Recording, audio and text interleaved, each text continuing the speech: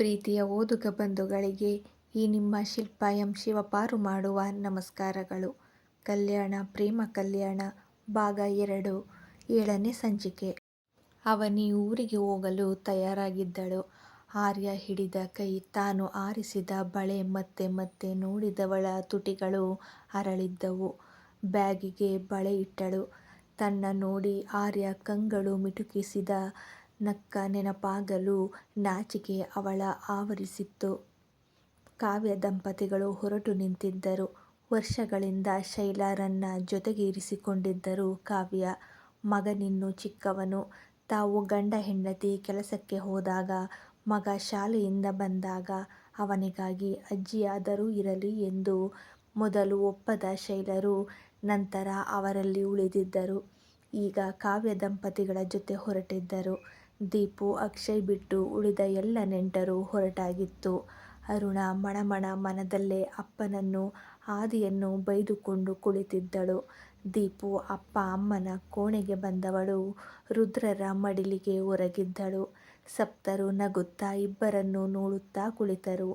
ಮಗಳ ತಲೆ ನೇವರಿಸುತ್ತಾ ಉಳಿದರು ರುದ್ರಪ್ಪ. ಆಗ ದೀಪು MA ಮುಗಿಸಿ ಅಪ್ಪನ ಒಪ್ಪಿಸಿ ಕೆಲಸಕ್ಕೆ ಸೇರಿದ್ದಳು. ದುಡಿಯುವ ಅಗತ್ಯ ಇಲ್ಲದೆ ಹೋದರೂ 1 ವರ್ಷ ಕೆಲಸ ಮಾಡುವ ಹುಚ್ಚು ಹಂಬಲ. ರುದ್ರರೇ ಸೋತು ಒಪ್ಪಿಗೆ ನೀಡಿದ್ದರು. ಅವರನ್ನ ತನ್ನ ಮಾತಿಗೆ ಸರಿ ಎಂದು ತಲೆದೂಗಿಸುವ ಶಕ್ತಿ ಅವರ ಪುಟ್ಟ ದೇವತೆಗಷ್ಟೇ ಇದ್ದದ್ದು. ಹಾಗೆ ವರ್ಷ ಕೆಲಸ ಮಾಡಿದ ನಂತರ ಹುಡುಗನ ಹುಡುಕಾಟ ಆರಂಭವಾಗಿತ್ತು. ರುದ್ರಪ್ಪನ ಮನೆ ಸಂಬಂಧ ಎಂದರೆ ತುದಿಗಾಲಲ್ಲಿ ನಿಲ್ಲುವವರೇ ಇದ್ದದ್ದು. ರುದ್ರಪ್ಪರಂತೂ ಸೂಕ್ಷ್ಮವಾಗಿ ವರಾನ್ವೇಷಣೆ ಮಾಡುತ್ತಿದ್ದರು. ಸಣ್ಣ ಪುಟ್ಟ ವಿಷಯವನ್ನು ಒಪ್ಪುತ್ತಿಲ್ಲ. ಆದರೂ ಮಗಳಿಗೆ ಮಿಸ್ಟರ್ ಪರ್ಫೆಕ್ಟ್ ಹುಡುಗ ಬೇಕೆಂದು ಹುಡುಕುತ್ತಿದ್ದರು. ಆಗಲೇ ಅವರ ಮನೆ ಬಾಗಿಲಿಗೆ ಬಂದಿದ್ದರು ಪಕ್ಕದೂರಿನ ಪಟೇಲರ ಕುಟುಂಬ. ನಾರಾಯಣಪ್ಪ ದಂಪತಿಗಳು. ಮಗ ಈಶ್ವರ್ ಜೊತೆ ರುದ್ರಪ್ಪನ ಮನೆ ಬಾಗಿಲು ತಟ್ಟಿದ್ದರು. ತಕ್ಕ ಮಟ್ಟಿಗೆ ಪರಿಚಯವಿದ್ದ ರುದ್ರಪ್ಪ ಒಳ ಕರೆದು ಉಪಚರಿಸಿದ್ದರು. ನಂತರ ಪ್ರಸ್ತಾಪಕ್ಕೆ ಬಂದ ವಿಷಯ ಈಶ್ವರ್ಗೆ ಹೆಣ್ಣು ನೋಡುತ್ತಿರುವುದಾಗಿಯೂ, ನಿಮ್ಮ ಮಗಳನ್ನ ನಮ್ಮ ಮಗನಿಗೆ ನೋಡೋಣ ಎಂದು ಬಂದಿರುವೆವು ಎಂದು. ರುದ್ರಪ್ಪ ಆ ಕ್ಷಣಕ್ಕೆ ನಿರಾಕರಿಸಲೂ ಇಲ್ಲ, ಒಪ್ಪಿಗೆ ಕೂಡ ಇಡಲಿಲ್ಲ. ದೀಪುವಿನಿಂದ ಕಾಫಿ ಟೀ ಕೊಡಿಸಿದ್ದರು ಅಷ್ಟೇ. ದೀಪು ಈಶ್ವರ್ ಒಬ್ಬರನ್ನೊಬ್ಬರು ನೋಡಿಕೊಂಡಿದ್ದರು. ತನ್ನ ಮದುವೆ ವಿಷಯ ಪೂರ್ತಿ ಅಪ್ಪನಿಗೆ ವಹಿಸಿದವಳು ಮನ ಹಿಡಿತದಿಂದ ಸಡಿಲಿಸಿರಲಿಲ್ಲ. ನಾರಾಯಣಪ್ಪ ಕುಟುಂಬ ಹೊರಟ ನಂತರ ಅವರ ಬಗ್ಗೆ ಇನ್ನಷ್ಟು ಹುಡುಕಲು ತೊಡಗಿದರು. ಈಶ್ವರ್ ಬಗ್ಗೆ ಒಳ್ಳೆಯ ಮಾತುಗಳೇ ಕೇಳಿಬಂದವು. ನಂತರದಲ್ಲಿ ರುದ್ರಪ್ಪರೇ ಮದುವೆ ಮಾತುಕತೆಗೆ ಮುಂದಾದರು. ಮಗಳ ಒಪ್ಪಿಗೆ ಕೂಡ ಕೇಳಲು ಆಗಲೂ ಅವರ ಇಷ್ಟಕ್ಕೆ ಬಿಟ್ಟಳು ಮುದ್ದಿನ ಮಗಳು. ಮದುವೆ ಮಾತುಕತೆ ಮುಂದುವರಿಯಿತು. ಒಳ್ಳೆಯ ದಿನ ನಿಶ್ಚಿತಾರ್ಥ ಗೊತ್ತು ಮಾಡಿದ್ದರು. ಆದರೆ ಅಂದು ಅವಘಡವೊಂದು ನಡೆದು ಹೋಯಿತು. ಅಪ್ಪನ ಜೊತೆ ಗೆಳತಿ ಮದುವೆಗೆ ಹೋಗಿ ಬರುವ ಸಮಯವದು. ಊರಿನ ಸನಿಹವಾಗಿತ್ತು ರುದ್ರಪ್ಪರ ಬೈಕ್. ಹಸುವೊಂದು ಬೈಕಿಗೆ ಅಡ್ಡವಾಗಿ ಬರಲು ಬೈಕ್ ಪಕ್ಕಕ್ಕೆ ತಿರುಗಿಸಿದ್ದರು ರುದ್ರಪ್ಪ. ಅದೇ ರಸ್ತೆಯಲ್ಲಿ ಅವರ ವಿರುದ್ಧ ದಿಕ್ಕಲ್ಲಿ ಲಾರಿ ಬರುತ್ತಿತ್ತು. ಅನಿರೀಕ್ಷಿತವಾಗಿ ರುದ್ರಪ್ಪರ ಬೈಕ್ ಅಡ್ಡವಾಗಿ ಬರಲು ಲಾರಿ ಚಾಲಕನ ಹಿಡಿತಕ್ಕೆ ಸಿಗದೆ ಬೈಕ್ ಮತ್ತು ಲಾರಿಗೆ ಅಪಘಾತ ಆಗಿಬಿಟ್ಟಿತ್ತು. ಅಪ್ಪ ಎಂದು ಭಯದಲ್ಲಿ ಅಪ್ಪನ ಭದ್ರವಾಗಿ ಹಿಡಿದಿದ್ದಳು ದೀಪು. ಆ ಕೂಗು ಕೇಳಿ ಆ ಕ್ಷಣ ರುದ್ರಪ್ಪರ ಪ್ರಾಣ ವಿಲವಿಲ ಒದ್ದಾಡಿ ಹೋಗಿತ್ತು. ಕ್ಷಣದಲ್ಲಿ ರುದ್ರಪ್ಪ, ದೀಪು ಇಬ್ಬರೂ ರಕ್ತದ ಮಡುವಲ್ಲಿ ಬಿದ್ದಿದ್ದರು. ಕಾಲಿನಲ್ಲಿ ಯಮಯಾತನೆ ಆಗುತ್ತಿತ್ತು. ಅತ್ತ ಅವರ ಗಮನವಿಲ್ಲ. ತನ್ನ ಬೆನ್ನ ಹಿಂದೆ ಕುಳಿತ ಮಗಳ ಮೈಮೇಲೆ ರಕ್ತ ನೋಡಿ ಕೈಕಾಲೇ ಆಡುತ್ತಿಲ್ಲ. ಇಬ್ಬರೂ ಹೆಲ್ಮೆಟ್ ಹಾಕಿದ್ದ ಕಾರಣ ತಲೆಗೆ ಪೆಟ್ಟಾಗಲಿಲ್ಲವಾದರೂ ಬೇರೆಡೆ ಬಲು ಪೆಟ್ಟು ಬಿದ್ದಿದ್ದವು. ಅಪ್ಪ ಅಪ್ಪ, ಕಾಲು ಬೆನ್ನು ನೋವಾಗ್ತಿದೆಯಪ್ಪ ಎಂದು ಬೊಬ್ಬೆ ಹೊಡೆದು ಅಳಲು ಎದೆಗೊತ್ತಿಕೊಂಡರು. ಲಾರಿ ಚಾಲಕ ಹೆದರಿ ಲಾರಿ ನಿಲ್ಲಿಸಿ ಓಡಿ ಹೋಗಿದ್ದ. ಊರಿನ ಸನಿಹವಾದ್ದರಿಂದ ಅಪಘಾತ ಆದ ಕ್ಷಣದಲ್ಲೇ ಅಕ್ಕಪಕ್ಕದ ಜನರು ಓಡೋಡಿ ಬಂದಿದ್ದರು. ರುದ್ರಪ್ಪ ಮಗಳು ಗಾಯಗೊಂಡಿದ್ದು ಕಂಡವರು ತಡಮಾಡದೆ ದಾರಿಯಲ್ಲಿ ಬಂದ ಕಾರೊಂದು ತಡೆದು ಇಬ್ಬರನ್ನು ಆಸ್ಪತ್ರೆಗೆ ಕರೆದೊಯ್ಯುವ ವ್ಯವಸ್ಥೆ ಮಾಡಿಕೊಟ್ಟರು. ರುದ್ರಪ್ಪರಿಗೆ ಎತ್ತಲೂ ಗಮನವಿಲ್ಲ. ಮಗಳ ಸ್ಥಿತಿ ನೋಡಿಯೇ ಕುಸಿಯುತ್ತಿರುವವರಿಗೆ ಮಗಳ ನೋವು ಕಡಿಮೆಯಾದರೆ ಸಾಕು ಎಂದು ಬೇಡುತ್ತಿದ್ದರು. ಆಸ್ಪತ್ರೆ ತಲುಪಿ ಕಾರಿಂದ ಇಳಿಯುವಾಗ ಅವರ ಕಾಲಿನ ಸ್ಥಿತಿ ಅರಿವಾಗಿತ್ತು. ಹೆಜ್ಜೆ ಇಡಲು ಸಾಧ್ಯವಾಗಲಿಲ್ಲ. ಕುಸಿದು ಬಿದ್ದರು. ಅಪ್ಪ ಕುಸಿಯಲು ಮಗಳು ಕೂಡ ಅಳು ಜೋರು ಮಾಡಿದ್ದಳು. ಇಬ್ಬರನ್ನೂ ಚಿಕಿತ್ಸೆಗೆ ಒಳಪಡಿಸಿದ್ದರು. ಅಪ್ಪನಿಗೆ ಮಗಳ ಯೋಚನೆ, ಮಗಳಿಗೆ ಅಪ್ಪನ ಯೋಚನೆ. ಹಿಂದೆಯೇ ಇಡೀ ಮನೆ ಆಸ್ಪತ್ರೆಗೆ ಸೇರಿದ್ದರು. ಇಬ್ಬರಿಗೂ ಚಿಕಿತ್ಸೆ ಆರಂಭವಾಗಿತ್ತು. ರುದ್ರಪ್ಪರಿಗೆ ಕಾಲಿನ ಮೂಳೆ ಮುರಿದು ಅಲ್ಲಲ್ಲಿ ಪೆಟ್ಟಾಗಿದ್ದರೆ, ದೀಪು ಬೆನ್ನು ಮತ್ತು ಬಲಗೈ ಮೂಳೆ ಮುರಿದಿತ್ತು. ಮತ್ತೂ ಪೆಟ್ಟಾಗಿತ್ತು. ಮೂಳೆ ಮುರಿದು ರಾಡ್ ಹಾಕಿ ಚಿಕಿತ್ಸೆ ಮಾಡಿದ್ದರು. ಸೋಮಪ್ಪ ಭಾಗೀರಥಿ ಕಣ್ಣೀರು ಹಾಕಿ ಕುಳಿತಾಗ ಮಕ್ಕಳನ್ನ ಅಜ್ಜಿ ತಾತನ ಸಮಾಧಾನ ಮಾಡುತ್ತಾ ಅವರ ಬಳಿ ಇರುವಂತೆ ತಿಳಿಸಿ ಪ್ರಸಾದ್ ಜೊತೆ ಧೈರ್ಯವಾಗಿ ನಿಂತವರು ಸಪ್ತಾ. ಎದೆಯೊಳಗೆ ಬೆಟ್ಟದಷ್ಟು ನೋವು ಭಯ ತುಂಬಿಕೊಂಡಿದ್ದರೂ ಧೈರ್ಯವಾಗಿ ನಿಂತರು. ಅದೆಷ್ಟು ಕುಗ್ಗಿ ಹೋಗಿದ್ದರು ಆ ದಿನಗಳಲ್ಲಿ ರುದ್ರಪ್ಪ. ಆಗೆಲ್ಲ ಧೈರ್ಯ ಹೇಳಿದ್ದು ಅವರ ಮಡದಿಯೇ. ಜೊತೆಗೆ ನನ್ನಿಂದ ನನ್ನ ಮಗಳ ಜೋಪಾನ ಮಾಡಲು ಸಾಧ್ಯವಾಗಲಿಲ್ಲ ಎಂದು ರುದ್ರಪ್ಪ ನೊಂದಾಗ ಸ್ವತಃ ದೀಪು ಅಪ್ಪನಿಗೆ ಧೈರ್ಯ ಹೇಳಿದ್ದಳು. ಆಸ್ಪತ್ರೆಯಲ್ಲಿಯೇ ತಿಂಗಳು ಕಳೆದಿದ್ದರು. ಈಶ್ವರ್ ಕುಟುಂಬ ಬಂದು ಮಾತಾಡಿಸಿ ಹೋಗಿತ್ತು. ದೀಪು ಅವನನ್ನ ಹೆಚ್ಚು ಹಚ್ಚಿಕೊಂಡೇ ಇರಲಿಲ್ಲ. ಈಗ ಅವಳ ಗಮನ ತನ್ನ ಮತ್ತು ತನ್ನ ತಂದೆಯ ನೋವಿನ ಮೇಲೆಯೇ. ತಿಂಗಳ ನಂತರ ಮನೆಗೆ ಕರೆದೊಯ್ದರು. ರುದ್ರಪ್ಪರು ಓಡಾಡಬಹುದಿತ್ತು. ಆದರೆ ದೀಪು ಬೆನ್ನಿಗೆ ಪೆಟ್ಟಾದ ಕಾರಣ 2 ತಿಂಗಳು ಬೆಡ್ ರೆಸ್ಟ್ ಹೇಳಿದ್ದರು. ನಂತರವೂ ಅವಳ ಚಿಕಿತ್ಸೆ ಮುಂದುವರಿಯುವುದು ಎಂದಿದ್ದರು ಡಾಕ್ಟರ್. ನಿಶ್ಚಿತಾರ್ಥ, ಮದುವೆ ಎಲ್ಲವೂ ಬಲು ದೂರ ಹೋಗಿತ್ತು. ಅದರ ಮಾತುಕತೆ ನಿಂತಿತ್ತು. ಹಾಸಿಗೆಯಲ್ಲಿದ್ದ ಮಗಳ ಸೇವೆಗೆ ನಿಂತಿದ್ದರು ಸಪ್ತಾ. ಮಲಗಿದ್ದಲ್ಲೇ ಎಲ್ಲವೂ ಆಗಬೇಕಿತ್ತು. ದಿನವೂ ನರ್ಸ್ ಬಂದು ಚಿಕಿತ್ಸೆ ನೀಡಿದರೂ ಉಳಿದೆಲ್ಲ ಮಾಡುತ್ತಿದ್ದದ್ದು ಸಪ್ತಾರೇ. ಹುಟ್ಟಿದ ಮಗುವಂತೆ ತನ್ನ ಕಾಳಜಿ ಮಾಡುವುದು ನೋಡಿ ದೀಪು ನೊಂದುಕೊಂಡು ಎಷ್ಟೋ ಬಾರಿ ಅತ್ತಾಗ ತಲೆ ನೇವರಿಸಿ, ನಾನು ನಿನ್ನ ಅಮ್ಮ ಕಣೆ, ನಾನಲ್ಲದೆ ಇನ್ಯಾರು ನನ್ನ ಮಗಳ ಕಾಳಜಿ ಮಾಡೋದು.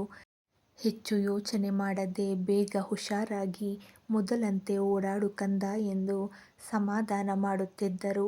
ತಮ್ಮಂದಿರು ಕಾಲೇಜಿನಿಂದ ಮನೆ ಸೇರಿದ್ದೇ ತಡ.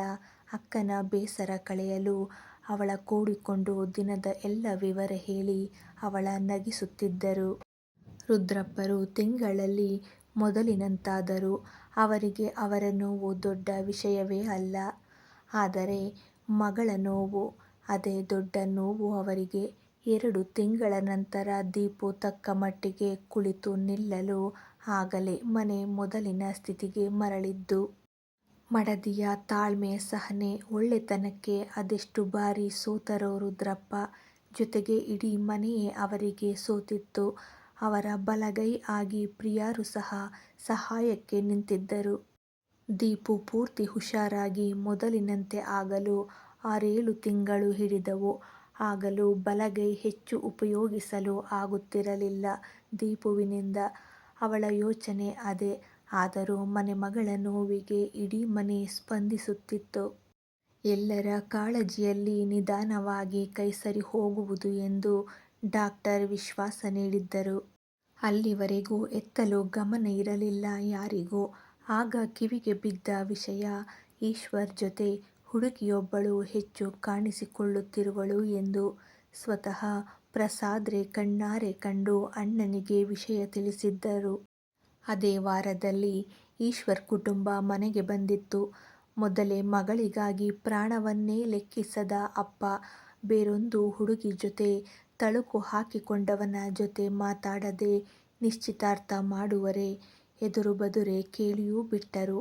ಅವರಿಗೇನೋ ಹೆದರಿಕೆ ಇವರಲ್ಲಿ. ಈಶ್ವರ್, ನಿನ್ನ ಜೊತೆ ಹೆಚ್ಚು ಓಡಾಡೋ ಹುಡುಗಿ ಯಾರು, ಏನು ವಿಷಯ ಎಂದರು ಗಂಭೀರವಾಗಿ. ಮಾವ, ಅವಳು ನನ್ನ ಫ್ರೆಂಡ್, ಜೊತೆಗೆ ಕೆಲಸ ಮಾಡ್ತಾಳೆ ಅಷ್ಟೇ, ಬೇರೇನಿಲ್ಲ ಎಂದವನ ಕಿವಿ ಸನಿಹ ಬೆವರ ಹನಿ ಜಾರಿತ್ತು. ಬೇರೇನಿಲ್ಲ? ನಂಬೋಣ. ಆದರೆ ಜೊತೆ ಕೆಲಸ ಮಾಡೋ ಹುಡುಗಿ ಫ್ರೆಂಡು ಸರಿ, ಅದಕ್ಕೆ ಎಲ್ಲ ಕಡೆಯೂ ಜೊತೆಗೆ ಓಡಾಡಿ ಇಬ್ಬರೇ ಹೊರ ರಾಜ್ಯಕ್ಕೆ ಹೋಗಿ ಬರುವಂಥದ್ದೇನೂ ಇಲ್ಲ ಅನ್ಸತ್ತೆ ಎಂದರು. ನಾರಾಯಣಪ್ಪ: ಏನು ರುದ್ರಪ್ಪನವರೇ, ಅಳಿಯ ಆಗುವವನ ಮೇಲೆ ನಂಬಿಕೆ ಇಲ್ಲ ಅಂದರೆ ಹೇಗೆ ಹೇಳಿ. ಈಗಿನ ಕಾಲದಲ್ಲಿ ಇದೆಲ್ಲ ವಿಷಯವಾ? ಗಂಡು ಹೆಣ್ಣು ಜೊತೆಗೆ ಓಡಾಡೋದು, ಹೊರಗೆಲ್ಲ ಓಡಾಡೋದು ಇದ್ದಿದ್ದೇ. ನೀವು ಹೊರಗೆಲ್ಲ ಓಡಾಡಿಲ್ಲ ನೋಡಿ, ತಿಳಿಯಕ್ಕಿಲ್ಲ ನಿಮ್ಗ. ಹೋಗ್ಲಿ ಬಿಡಿ, ನೀವು ಕೇಳಿದ್ರೂ ನಾವೇನು ಬೇಸರ ಮಾಡ್ಕೊಳ್ಳಲ್ಲ. ಈಗ ನಿಶ್ಚಿತಾರ್ಥ ಯಾವಾಗ ಇಟ್ಕೊಳ್ಳೋದು ಹೇಳಿ ಎಂದರು. ನಿಶ್ಚಿತಾರ್ಥ? ನಿಮ್ಮ ಮಗನ ನಿಶ್ಚಿತಾರ್ಥ ಯಾವಾಗ ಬೇಕಿದ್ರೂ ಮಾಡ್ಕೊಳ್ಳಿ. ಕರೆದ್ರೆ ಬಂದು ಅಕ್ಷತೆ ಕಾಳು ಹಾಕಿ ಬರ್ತೀವಿ ಎಂದ. ರುದ್ರಪ್ಪರ ಮಾತಿಗೆ ಆಶ್ಚರ್ಯದಿಂದ ನೋಡಿ, ಅಕ್ಷತೆ ಹಾಕಿ ಹೋದರ್ಯಾ? ಹಂಗಂದ್ರ ಏನರ್ಥ ರುದ್ರಪ್ಪ? ನಿಮ್ಮ ಮಗಳ ಜೊತೆಲಿ ನನ್ನ ಮಗನ ನಿಶ್ಚಿತಾರ್ಥ ಹಿಂಗ ಹೇಳೋದು ಎಂದರು ಕೋಪದಲ್ಲಿ. ನನ್ನ ಮಗಳ ನಿಶ್ಚಿತಾರ್ಥ ಸದ್ಯಕ್ಕಿಲ್ಲ, ನಿಮ್ಮ ಮಗನಿಗ ಮಾಡ್ಕೊಳ್ಳಿ. ಈಗಾಗಲೇ ಅಪ್ಪ ಆಗಿರ ನಿನ್ನ ಮಗನ್ಗ ನನ್ನ ಮಗಳನ್ನ ಕೊಡದರ್ದು ನನಗಿಲ್ಲ ಎಂದರು ಈಶ್ವರನ್ನ ದಿಟ್ಟಿಸಿ. ಏನು ಮಾತಾಡ್ತಾ ಇದ್ದೀರಿ ಅನ್ನೋ ಜ್ಞಾನ ಇದ್ದ ರುದ್ರಪ್ಪ. ನನ್ನ ಮಗ ಅಪ್ಪ ಆಗೋದು ಅಂದ್ರೆ ಏನು ಮಾತು ಅದು? ಮದುವೆ ಆಗದೆ ಅಪ್ಪ ಆಗೋದು ಅಂದ್ರೇನ? ನಿಮಗೆಲ್ಲೋ ತಪ್ಪು ತಿಳುವಳಿಕೆ ಆಗಿರಬೇಕು ಎಂದರು. ನೆನ್ನೆಯಷ್ಟೇ ಈಶ್ವರ್ ಹುಡುಗಿ ಜೊತೆ ಡಾಕ್ಟರ್ ಬಳಿ ಹೋಗಿ ಬಂದನಲ್ಲ, ಯಾಕ ನಿಮ್ಗೆ ಹೇಳಿಲ್ವಾ? ಹೋಗ್ಲಿ ಬಿಡಿ ಪ್ರಸಾದ, ಆ ರಿಪೋರ್ಟ್ ಕೊಡು. ಮಗ ಅಪ್ಪ ಆಗವನ ಅಂತ ಅವನಪ್ಪ ತಿಳಿದು ನಾಟಕ ಆಡದಾರ ನಿಲ್ಲಿ ಎಂದ. ಅಣ್ಣನ ಮಾತಿಗೆ ಈಶ್ವರ್ ಗರ್ಲ್ಫ್ರೆಂಡ್ ಪ್ರೆಗ್ನೆನ್ಸಿ ರಿಪೋರ್ಟ್ ನಾರಾಯಣಪ್ಪನ ಮುಂದೆ ಬಿಸಾಡಿದ್ದರು ಪ್ರಸಾದ್. ನಾರಾಯಣಪ್ಪ ಎಲ್ಲ ಗೊತ್ತಿದ್ದು ಕೂಡ ರುದ್ರಪ್ಪನ ಮುಂದೆ ತೆರೆ ಹಾಕಿ ಅವರ ಸಂಬಂಧ ಬೆಳೆಸುವ ಧಾವಂತದಲ್ಲಿ ಬಂದವರ ಆಸೆಗೆ ತಣ್ಣೀರು ಎರಚಿತ್ತು. ಏನೋ ವಯಸ್ಸಿನ ಹುಡುಗ ದುಡುಕಿಬಿಟ್ಟವನ, ಅದೆಲ್ಲ ಬಿಡಿ. ಆ ಹೆಣ್ಗ ಒಂದು ವ್ಯವಸ್ಥೆ ನಾವು ಮಾಡ್ತೀವಿ. ಇನ್ಮೇಲೆ ದೀಪು ಬಿಟ್ಟು ಇನ್ಯಾರ್ನೂ ನೋಡಕ್ಕಿಲ್ಲ ಅಂತ ಹೇಳವನ. ನಮ್ಮಲ್ಲಿ ಇದೆಲ್ಲ ಯಾಕ? ಅದೆಲ್ಲ ಬಿಟ್ಟಾಕಿ ನಿಶ್ಚಿತಾರ್ಥದ ಕಡ ಗಮನ ಕೊಡಿ ಎಂದ. ನಾರಾಯಣಪ್ಪನ ಮೇಲೆ ಕೋಪ ಕುದಿಯುತ್ತಿತ್ತು ರುದ್ರಪ್ಪರಿಗೆ. ಆದರೂ ಹಲ್ಲು ಕಚ್ಚಿ ಕುಳಿತಿದ್ದರು. ಎದ್ದು ನಿಮ್ಮ ಮನೆ ಕಡೆ ನಡೆದ್ರ ಸರಿ, ಇಲ್ಲ ಅಪ್ಪ ಮಗನ ಕಾಲು ಮುರಿದು ಮನೆತಾವ ನಾನೇ ಬಿಸಾಕಿ ಬರ್ತೀನಿ ಎಂದರು ಪ್ರಸಾದರು.